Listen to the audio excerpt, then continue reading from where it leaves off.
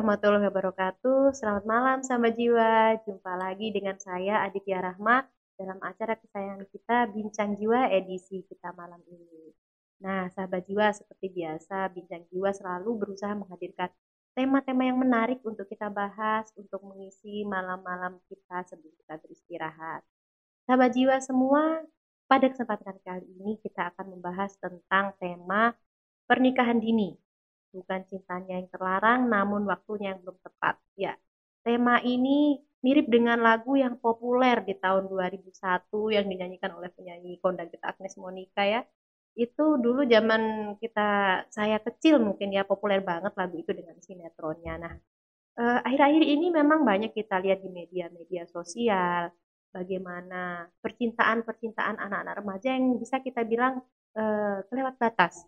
Artinya mungkin ada anak SD yang sudah berani posting-posting model percintaan yang sudah seperti orang dewasa, bahkan ada yang sudah berani melakukan hubungan-hubungan yang seharusnya dilakukan oleh orang dewasa, bahkan bisa sampai ke tindakan kriminalitas, ya, sampai misalnya aborsi, kemudian membunuh pasangannya karena cintanya ditolak, seperti itu. Nah, itulah yang melatar belakangi kami untuk membahas ini, tema tentang pernikahan dini itu sebenarnya seperti apa? Apakah boleh kita jatuh cinta ataukah kita tidak boleh jatuh cinta di usia remaja atau bagaimana kita mengelolanya? Itu kita akan bahas pada malam hari ini bersama pakar yang sudah kita hadirkan dari Rumah Sakit Jiwa Mutiara Sukma, yaitu Mbak Miswari Nila Mutiarani, SKEP Nurse, MKEP, spesialis keperawatan jiwa. Beliau ini ilmunya masih fresh karena baru selesai dari pendidikan. Kita sapa dulu narasumber kita pada malam hari ini. Assalamualaikum Mbak Tia. Waalaikumsalam Mbak Tia. Wow, Mbak Tia double ya. Kita berduet, Tia berduet ya. Iya. Gimana kabarnya Mbak Tia? Alhamdulillah sehat, senang sekali bisa balik ke RSJ Mutiara Sukma tercinta. Selamat kembali lagi ke RSJ dan kita tunggu pengabdiannya yang tentunya sudah sangat ditunggu-tunggu oleh masyarakat NTB. Amin. Dengan ilmu yang dibawa oleh Mbak Tia. Siap. Ya. Mbak Tia, itu yang akan kita bahas tentang tema kita pada malam hari ini yaitu tentang pernikahan dini. Bukan cintanya yang terlarang, namun waktunya saja yang belum tepat. Iya. Karena pernikahan dini, artinya pernikahan itu dilakukan terlalu dini. Mungkin dilakukan pada usia remaja, usia-usia yang mana mereka harus sedang mencari jati diri, usia-usia mereka harusnya sedang menekuni hobi, ya untuk persiapan mereka. Seperti tema kita yang kita bahas pada malam hari ini tentang pernikahan dini. Bukan cintanya yang terlarang, namun waktunya saja yang belum tepat. Itu memang identik dengan usia-usia remaja, usia-usia jatuh cinta, usia-usia cinta monyet. Namun kadang bisa sampai menikah, mungkin padahal dia belum siap dan sebagainya. Mungkin Mbak Tia bisa ceritakan kepada sahabat jiwa semua, sebenarnya pada masa remaja itu apa sih yang terjadi perkembangannya secara kejiwaan? Silakan Mbak Tia. Iya. Sebelumnya saya mau menyapa dulu sahabat jiwa dimanapun berada. Halo sahabat jiwa semua, senang sekali saya bisa di sini malam ini. Nah, sesuai dengan yang kita akan obrolkan malam ini ya tentang pernikahan dini yang banyak terjadi pada remaja. Sebenarnya kita perlu tahu dulu remaja ini sedang dalam tugas perkembangan apa sih yang harus dicapai oleh mereka seperti itu. Nah, semua agregat usia dari hamil sampai lansia gitu, itu punya tugas perkembangan yang harus dicapai oleh individu tersebut. Nah, pada remaja ini tugas perkembangan yang harus dicapai adalah pengembangan identitas diri versus kebingungan peran.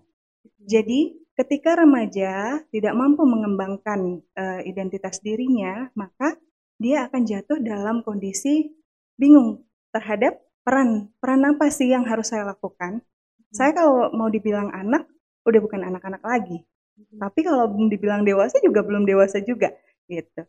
Nah, nanti kebingungan peran atau krisis identitas itu nanti bisa menyebabkan remaja akan jatuh pada kondisi-kondisi di mana rentan untuk melakukan tindakan-tindakan yang menyimpang, seperti tindakan beresiko, merokok, terus kemudian penyalahgunaan alkohol, nafza, kemudian kekerasan, baik itu kekerasan fisik atau dalam bentuk tawuran, seperti itu kan Mbak ya banyak. Kemudian yang paling kita khawatirkan adalah jatuh pada kondisi mereka sangat rentan untuk melakukan seks bebas yang sampai benar nanti akan jatuh pada risikonya yaitu pernikahan dini. Banyak yang nggak bisa sekolah, benar kata Mbak Tia tadi. Harusnya mereka sekarang lagi mengejar cita-cita nih, nyiapin dirinya untuk masa depannya, mencari jati dirinya, tapi malah jatuh dalam kondisi yang harus menikah, membesarkan anak, kemudian menjadi kepala keluarga. Secara psikologis kan remaja belum siap untuk hal tersebut karena mereka ya saya bilang tadi sedang mengembangkan untuk identitas diri.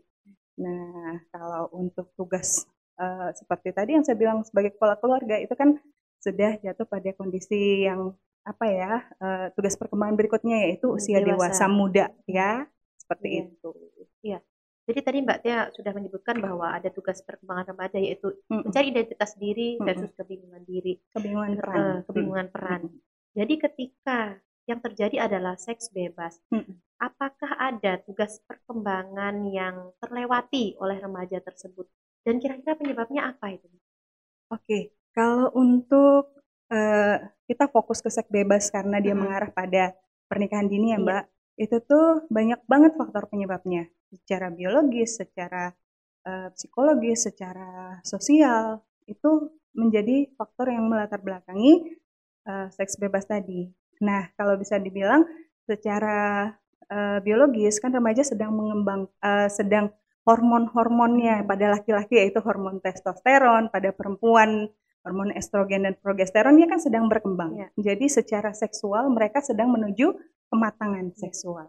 Jadi itu yang untuk biologis. Lalu kemudian secara sosialnya mereka contohnya banyak remaja yang tidak mendapatkan informasi seputar edukasi atau pendidikan seksual sejak dini ya. Kemudian banyak remaja yang secara komunikasi juga atau dukungan dari keluarga dan dari lingkungan juga kurang mendukung sehingga sangat rentan melakukan perilaku-perilaku menyimpang tersebut atau mereka mengembangkan hubungan interpersonal yang kurang baik antara dia sesama remaja atau dengan orang dewasa atau dengan orang-orang yang ada di sekitar lingkungan di komunitas tersebut.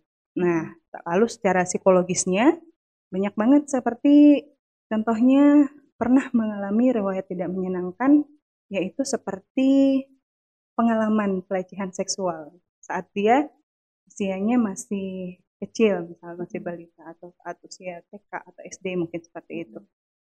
Lalu kemudian pengalaman psikologis lainnya misalnya kehilangan orang yang dia cintai, orang tuanya, kehilangan sosok orang tuanya yang menjadi panutan ya, menjadi panutan bagi si anak tersebut. Oh iya, di lingkungan sosial juga tadi, secara sosial juga mungkin karena banyaknya orang-orang yang menormalisasi terhadap seperti perilaku-perilaku yang menyimpang tadi. Misalnya juga karena, yang paling ini sekarang kalau dari sosial, maaf saya kelewat. Secara sosial itu yang paling sering kita lihat adalah pengaruh dari gadget.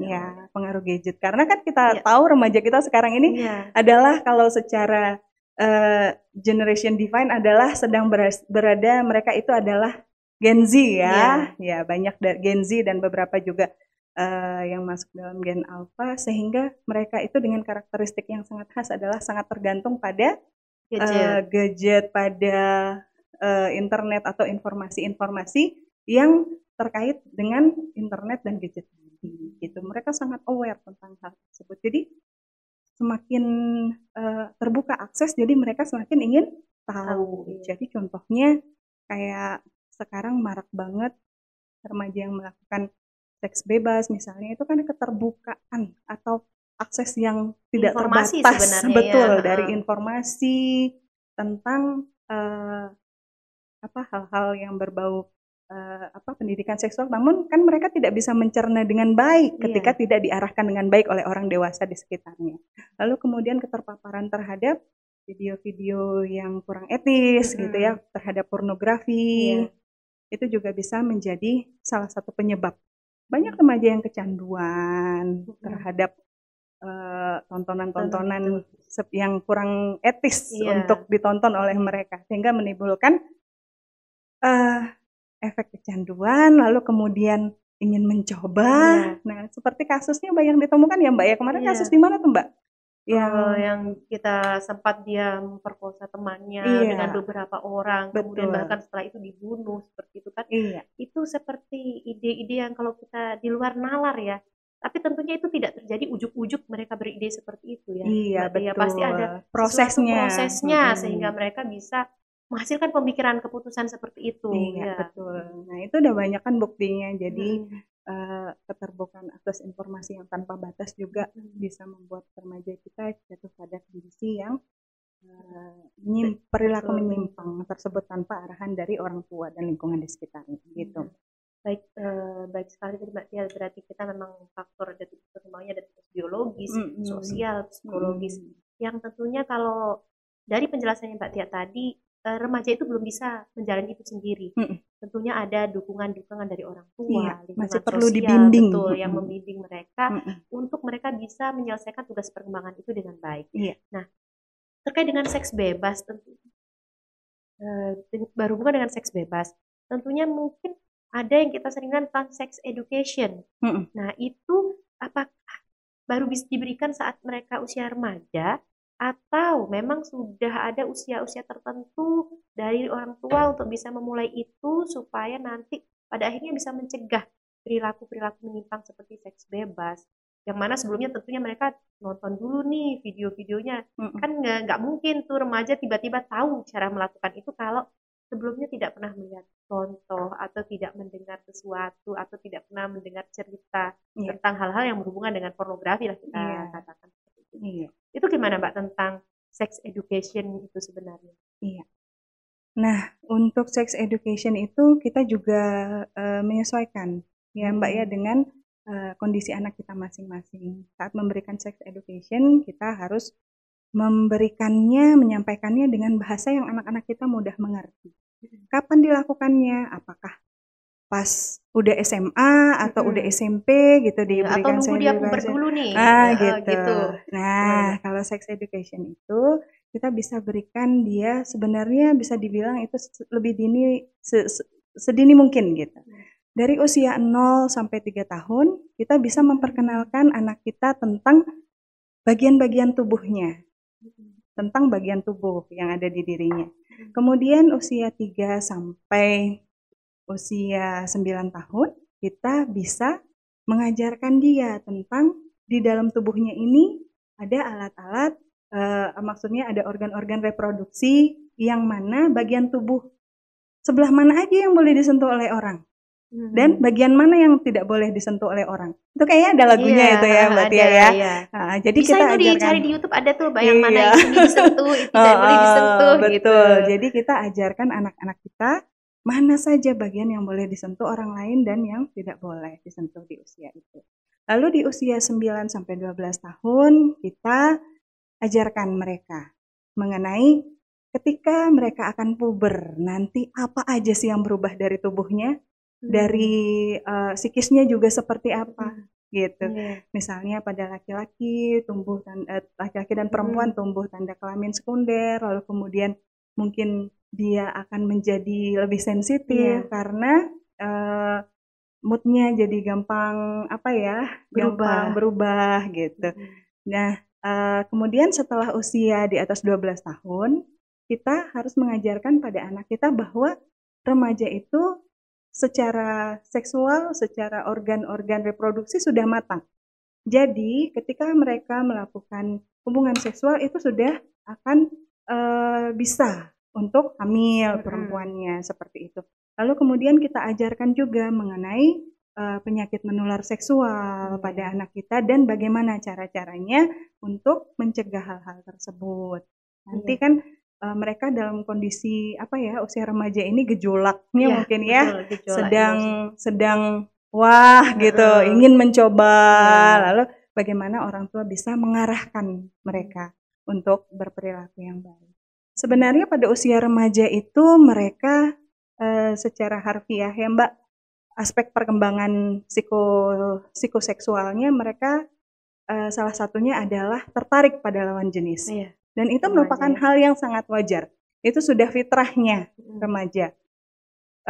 kita larang, apakah itu salah gitu? Enggak bisa dilarang. Itu kan sudah memang secara harfiah, secara alami itu sebagai karunia gitu dari Tuhan. Bagaimana tapi caranya kita mengedukasi anak kita? Boleh kita bilang, nah nanti saat tadi kita bilang, nanti kalau kamu puber usia saat berapa usianya tadi saya bilang dari 9 sampai 12 tahun. Kita bisa ceritakan nanti kalau udah mulai masuk puber, nak, kamu mulai tuh suka sama cewek atau suka sama cowok. Boleh nggak suka sama? Boleh, boleh.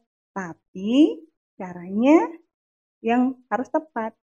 Iya, jadikan dia sahabat kita. Gitu. Tidak harus berkomitmen untuk pacaran. Kita bisa jelasin apa sih keuntungan kerugian pacaran. Ya, boleh kita jelaskan seperti itu. Jangan langsung dilarang. Nanti kalau dilarang malah kayak ini jadinya ya. Jadi anaknya takut berontak gitu. Bahkan yang fakta yang kita temukan kadang di lapangan ketika ngobrol dengan anak-anak kecil itu, anak TK pun itu udah ngerti bahasa pacaran. Oh, ya, ini pacarnya pacarnya ini.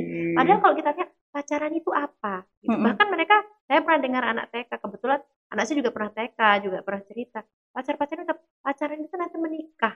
Padahal menikah itu mereka belum paham, tapi ternyata sampai anak TK pun sudah keluar pernyataan pacaran, padahal mereka belum tahu itu apa. Jadi memang sex education seperti Mbak Tia bilang tadi, ternyata bukan hal yang tabu harusnya untuk semua orang tua dan komunitas kita di masyarakat, bahwa yang namanya sex education itu bukan melulu tentang bicara tentang hubungan suami istri ya, tapi dari usia 0 sampai 3 tahun dengan kita mengenalkan bagian-bagian tubuhnya, ini fungsinya apa, kemudian naik lagi ke toddler, kemudian dia apa yang boleh disentuh, apa yang tidak boleh disentuh, itu sebenarnya sudah bagian dari sex education ya. Betul. Kemudian meningkat dengan sini meningkat usia, maka mereka harus ditingkatkan juga pengetahuannya tentang persiapan puber. Ya mungkin di sini yang sering terlewat ya Mbak Tia dari orang tua, sehingga akhirnya anak-anak itu bisa jatuh seks bebas karena tidak paham tentang sex education itu sendiri. Ya betul. Kalau misalnya nih yang bisa bahasa-bahasa yang kita gunakan Mbak Tia ketika anak-anak itu mau puber di usia 9 sampai 12 tahun, ketika menanggapi ketika mereka jatuh cinta, tadi sepotong Mbak Tia sudah ceritakan. Nah, bagaimana cara mereka, misalnya nih anak-anak kan teman-temannya nih gadget, nonton ini, bahkan kadang mungkin cerita, mah tadi temanku lihat ini. Kadang mereka punya anak-anak itu kode-kode, mohon maaf ya, kode jari seperti apa itu yang dia ngikutin temennya, sehingga mungkin kalau kita orang tua yang aware itu artinya apa dia nggak tahu, cuman itu kode-kode itu mengarah ke pornografi gitu kita lihat. Itu gimana Mbak terkait mereka supaya mencegah, artinya punya benteng gitu loh, itu saya tidak boleh mengikuti itu, bahwa itu yang apa yang dikatakan teman saya itu jelek. Itu gimana Mbak kita mungkin membahasakan anak-anak di usia-usia mereka yang sedang ingin tahu, ingin mencoba dan tertarik dengan sesuatu yang baru itu. Seperti yang saya bilang di awal, mungkin kita sebagai orang tua harus meningkatkan lagi kepedulian kita, bagaimana cara kita berkomunikasi ke anak kita. Karena seperti yang kita tahu, remaja itu adalah sangat ini ya, secara kalau kita ajak ngobrol kadang sensitif ya Mbak, sensitif luar biasa. Jadi sebaiknya orang tua ketika berbicara pada anak remajanya dengan cara yang bersahabat. Jadikanlah dia seperti sahabat saat kita ngobrol sama sahabat. Ketika usia remaja mungkin kita kurangi lah untuk ngomong ngegas gitu ya bahasa sekarangnya orang tuanya. Dan kita juga bilang aja, kalau memang remaja itu sudah misalnya udah ada nih ketertarikan, kok ada kayaknya ada ketertarikan gitu pada lawan jenis, ya udah seperti yang saya bilang tadi, oke, sampaikan bahwa hal itu memang ya hal yang wajar terjadi pada dia sebagai remaja.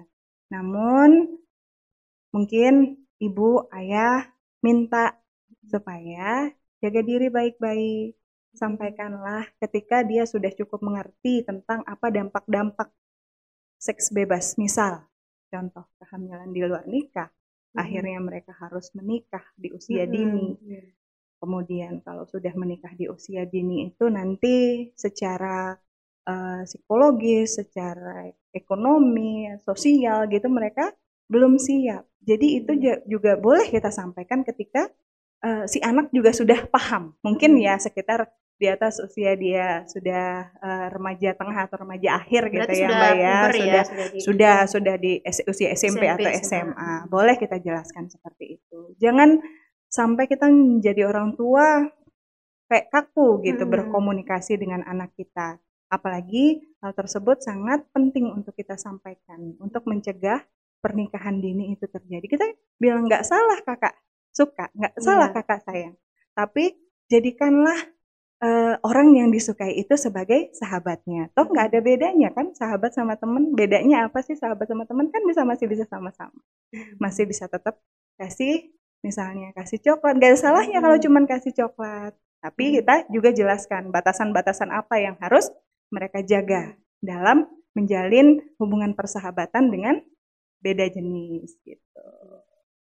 Jadi kalau misalnya kayak tadi nih, pada remaja itu mereka kemudian kan ada ketertarikan, sah-sah saja, boleh-boleh saja mereka tertarik. Kemudian kontrol ya, mungkin cara bagaimana mengontrol perasaan itu, memanage perasaan itu supaya menjadi sesuatu yang membangun. Nah, tadi Mbak Tia sebutkan bahwasanya kita menjelaskan tentang konsekuensi pernikahan ke mereka. Itu nggak terlalu dini ya Mbak ya, artinya kita jelaskan nanti kalau terjadi misalnya di usia mereka bahwa mereka sudah bisa bereproduksi. Kalau mereka kebablasan, caranya berteman, kemudian terjadilah perilaku seksual, mereka bisa punya anak atau hamil, kemudian mereka konsekuensinya kalau sudah hamil mereka harus menikah. Ya, betul, kita jelaskan dengan tegas bahwa itu adalah konsekuensi dari perbuatan itu sudah nggak apa-apa ya Pak ya, artinya ya harus disesuaikan juga dengan kondisi anak kita dan kita sampaikan juga dengan bahasa yang mudah mereka mengerti begitu Mbak. Kalau seandainya kondisi anak kita memang sudah kok kelihatan beresiko nih, kok gaya pacarannya misalnya udah harus kita ini apa ya batasi gitu. Boleh kita sampaikan hal tersebut. Tapi ketika misalnya anak kita masih di usia yang remaja awal, dia baru-baru puber, mungkin baru bisa kita jelaskan mengenai nanti bagaimana kalau misalnya dia ketika berhubungan suka sama teman, bagaimana kita arahkan saja kalau memang si anak masih berada dalam koridornya misalnya seperti itu. Tapi kalau sudah memang itu dilihat sudah kok memprihatinkan, kok mengkhawatirkan gitu, boleh kita jelaskan sampai sedalam itu, sejauh itu. Karena kadang-kadang kan anak-anak remaja itu nggak punya pacar, nggak keren. Nah, kan? Jadi itu pacar kamu siapa? Nggak punya pacar. Jadi mereka seolah-olah nggak laku gitu. Nah, ngikutin tren ya. Akhirnya gitu, ngikutin tren, terus berlanjut misalnya ngobrolin pacarmu gimana gitu kan. Itu begini itu. Nah, itu kita perlu dong membangun benteng ke anak-anak supaya anak remaja itu tetap merasa keren dengan walaupun aku nggak pacaran, aku berteman. Kadang memang pernikahan berangkatnya anggaplah dari pacaran, kemudian ketika pacaran mereka sudah merasa memiliki. Nah, itu yang membuat mereka mungkin kalau cuma berteman nih semua bisa suka, semua bisa ngasih kado gitu kan, semua bisa ngasih coklat. Tapi kalau dia sudah pacar aku, kan yang lain tuh mundur gitu lah fenomena di remaja kayak gitu. Nah, gimana sih kita memperkuat anak-anak itu bahwa nggak pacaran atau kita berteman itu it's okay dan kamu itu keren gitu ibaratnya, supaya mereka dengan seperti itu punya pegangan. Karena memang di luar sana kita akui bahwa pergaulan remaja itu sudah macam-macam rupanya gitu Mbak ya, gimana Mbak?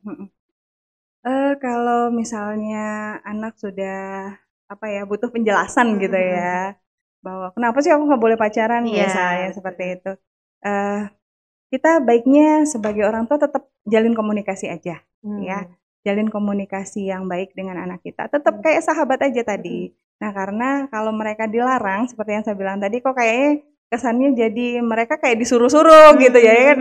Dan remaja nggak suka itu dilarang, betul, disuruh gitu. diatur banget, dikekang banget, nggak bisa. Nah, itu kita jelasin aja pelan-pelan bahwa nanti ketika pacaran konsekuensinya akan seperti ini loh.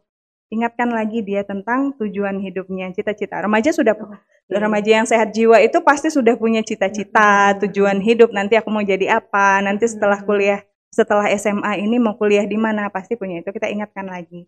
Jangan sampai nanti hubungan yang seperti itu akan merusak masa depan anak-anak kita. Kemudian yang selanjutnya kita jelaskan lagi bahwa tugas perkembangan mereka bisa dibilang kalau remaja itu kan, kakak ini sebenarnya sekarang fasenya, mungkin kalau secara kita jelasin ke anak-anak, mungkin menggunakan bahasa yang mudah dimengerti, kakak sekarang fasenya itu sedang dalam fase pencarian jati diri. Kalau untuk fase menjalin hubungan dengan orang lain, terutama untuk mempersiapkan pernikahan, itu nanti ada pada kelompok usia yang berikutnya. Kalau kakak udah masuk usia dewasa muda. Usia dewasa muda itu usia berapa? Usia 18 tahun ke atas. Itu menurut Erikson ya. Usia 18 tahun ke atas. Ada juga referensi yang mengatakan 20 tahun ke atas. Jadi sebenarnya kakak belum siap untuk hal ini. Ya, takutnya nanti konsekuensinya seperti tadi Kak. Yuk sekarang kita siapin aja masa depan kita. Kan kakak kemarin katanya mau kuliah masuk misalnya Katin Dinas gitu ya. Jadi kita ingatkan lagi pada tujuan utama mereka, pada tujuan hidup mereka, pada cita-cita yang sudah mereka ingin raih, seperti itu Mbak Tia. Iya, oke. Jadi komunikasi lagi-lagi seperti kembali ke komunikasi ketika usia remaja itu benar-benar harus intens ya Mbak, komunikasi dengan mereka supaya mereka bisa terkontrol pergaulannya, kemudian juga dekat dengan kita sehingga kita mudah menyampaikan apa-apa yang sebenarnya perlu mereka lakukan karena mereka masih perlu bimbingan banget. Ya. Kalau ada nggak sih Mbak faktor-faktor risiko lain yang bisa menyebabkan mereka anak remaja ini jatuh pada pernikahan dini? Apakah ada faktor misalnya keluarga broken home atau kemudian yang misalnya orang tuanya pergi jadi TKI, bisa nggak sih menyebabkan anak-anak itu jadinya oke, dia nggak melakukan seks bebas, tapi mereka membuat keputusan aku mau menikah aja deh, gitu misalnya di usia yang masih dini. Iya, karena mungkin alasannya kesepian, udah nggak ada saudara, nggak ada orang tua, mungkin ya kayak gitu. Ada juga ya yang berpikiran seperti itu. Sebenarnya betul juga itu bisa menjadi salah satu faktor risiko yang tadi dibilang sama Mbak, mungkin orang tuanya dalam di tempat yang jauh sedang bekerja, jadi tidak ada yang mengawasi atau pola asuh yang diterapkan oleh orang tuanya permisif banget misalnya, mau apa-apa ya udah deh serah kamu aja gitu. Jadi anaknya kayak kurang pengawasan gitu loh Mbak. Jadi kurang kontrol itu juga bisa menjadi faktor penyebab. Kemudian pada perceraian orang tua misalnya, rasa kasih sayang yang didapatkan anak yang orang tuanya masih masih ada utuh dalam keluarga yang utuh, itu akan tentunya berbeda dengan anak-anak yang broken home ya, apalagi benar-benar orang tua yang berpisah itu memutuskan hubungan, salah satu orang tua yang berpisah memutuskan hubungan dengan si anak. Contoh, jadi ketika orang tuanya dari ayahnya misalnya, dia nggak mendapatkan kasih sayang yang tangki kasih sayang istilahnya ya sekarang, tangki kasih sayang nggak terisi oleh cinta kasih ayahnya, ya bisa jadi itu juga akan menjadi penyebab dia, si anak, contoh anak perempuan akan lebih cepat untuk jatuh jatuh cinta atau percaya pada omongan laki-laki, sehingga ya bisa jadi juga menjadi penyebab dia ingin ya udah deh aku nikah aja deh, habis tamat SMP ngapain juga orang tua nggak ada yang ini misalnya kayak gitu ya. Jadi seperti itu bisa juga. Jadi karena tangki cintanya itu tidak terpenuhi, dia mencari cinta-cinta yang lain untuk memenuhinya, sehingga membuat dia berpikir pendek. Karena memang banyak yang terlewat ya Mbak ya, untuk ada yang membimbing seperti itu. Nah, kalau pada kondisi seperti itu Mbak, yang misalnya keluarganya broken home atau mungkin dia menjadi yatim atau piatu atau orang tuanya bekerja, siapa yang harusnya bisa anak-anak ini, remaja ini mintai bimbingan atau yang bisa membimbing mereka tuh sebenarnya gimana Mbak itu? Apakah kita yang komunitas ini yang harus lebih aware atau gimana Mbak dengan anak remaja ini? Betul sekali Mbak Tia bilang tadi. Kita jika menemukan remaja dengan kondisi seperti itu, kita terutama keluarga ya, keluarga sekitarnya, entah itu paman, bibi, atau saudara jauh misalnya, harusnya lebih meningkatkan kepeduliannya lagi terhadap remaja tersebut. Dan juga di komunitas juga, orang-orang yang di sekitarnya juga, orang-orang dewasa yang di sekitarnya tidak menormalisasi penyimpangan-penyimpangan yang dilakukan oleh remaja. Contohnya sekarang, banyak remaja yang sudah bisa mengakses gitu ya, lalu dikasih tahu, dikasih tahu ini ternyata suka buka-buka link akses ke web-web yang nggak baik misalnya kayak gitu. Lalu orang di sekitarnya bersikap cuek aja, biasa aja, itu cenderung seperti menormalisasi, ya. Jadi remaja bilang ya sudah, orang di sekitar juga biasa-biasa aja kok. Jadi si remaja tersebut tidak merasa mendapatkan sanksi sosial, nggak merasa bersalah atas perilaku menyimpang yang dia lakukan. Contoh seperti pacaran-pacaran sampai kebablasan seperti itu di lingkungan ya biasa-biasa aja ya sudah. Jadi remajanya akan terus mengembangkan perilaku seperti itu dan jadi nanti akan kemudian melakukan itu kondisinya akan ke pernikahan dini. Gitu. Jadi memang pernikahan itu kan konsekuensi dari perilaku sebelumnya ya Mbak. Betul. Ya. Jadi tidak hanya orang tua kalau saya katakan. Betul. Ketika anak-anak di sekolah ada guru, ketika mungkin anak-anak lagi nongkrong, ada masyarakat yang ngelihat kok apa yang ditonton, misalnya anak-anak lagi main HP, bayangan saya nih Mbak dari penjelasan Mbak. Apa sih yang diperhatikan sama anak-anak ini juga harus diperhatikan ya. Ketika mungkin ada cewek cowok pun duduk-duduk itu ya orang-orang sekitar harus memperhatikan ya menurut saya. Jadi ketika kelihatannya ini jatuh cinta kok kayaknya agak berlebihan ya segera ditegur gitu ya Mbak ya. Betul sekali.